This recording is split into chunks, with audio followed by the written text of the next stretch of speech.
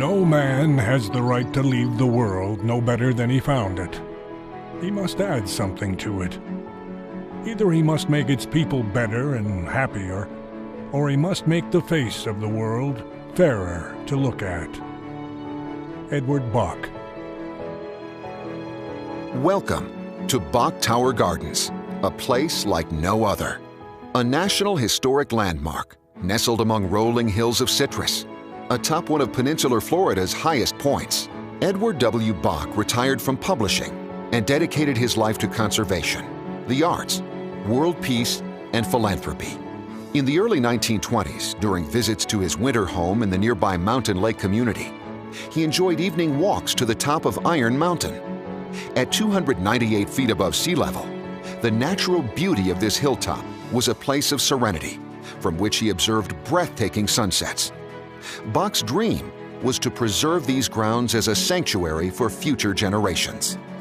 With an enduring love of nature and music, he called upon famed landscape architect Frederick Law Olmsted Jr. in 1922 to design a meditative garden that celebrates Florida's native plants and birds.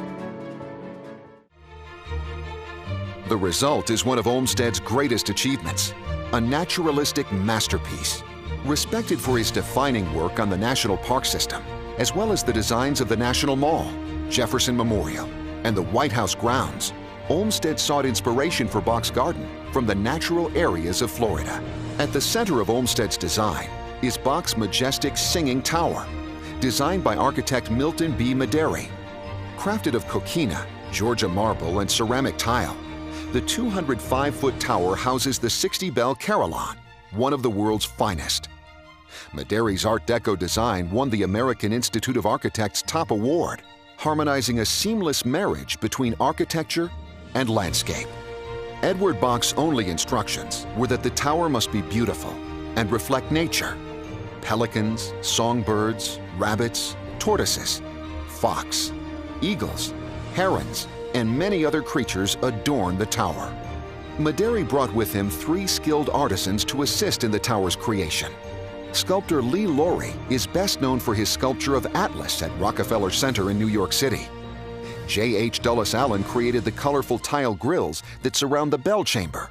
And the intricate but massive wrought iron work is that of famed artist Samuel Yellen, whose work is represented at the Washington National Cathedral and other historic landmarks.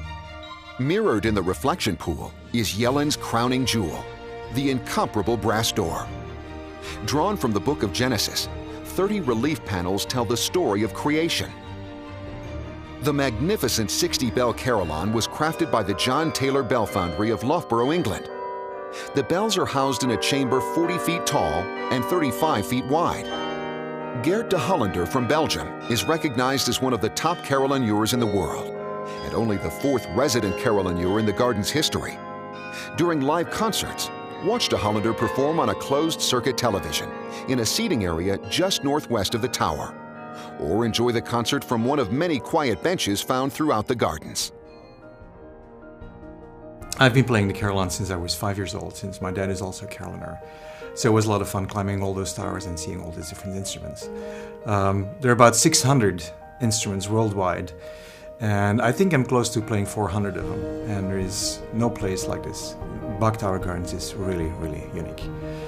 The location, the setting, historical instruments, 60 bells, 60 tons, which is incredible heavy. It's just gorgeous. The bells are made of bronze, and on the inside of each bell you have a clapper. So the bells don't move, it's only the clapper that moves. So when I strike a key, you have a wire going up through a clapper, and the clapper is moving and produces the sound. This is definitely my favorite instrument, just because of that, the setting, the tower, the style, the beautiful heavy bells, 60 tons, it's incredible. On February 1, 1929, Edward Bok's dream of creating a place that would touch the soul with its beauty and quiet was realized. President Calvin Coolidge, joined by a host of dignitaries and honored guests, dedicated Bok Tower Gardens. Created as a bird sanctuary, the Gardens is a designated site on the Great Florida Birding and Wildlife Trail.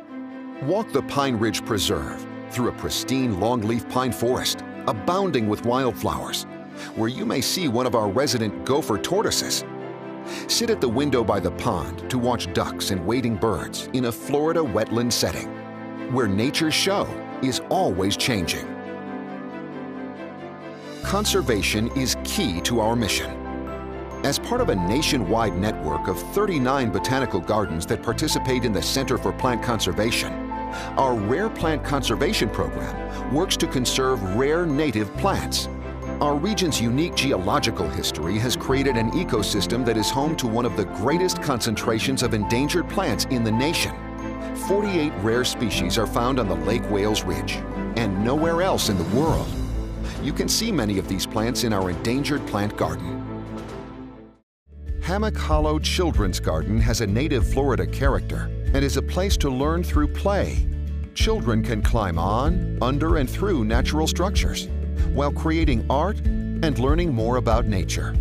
This garden brings art and nature together, with a vital connection between plants and animals and people. This area is a hub for horticultural and culinary programming, showcasing lifestyle gardening and the culinary arts.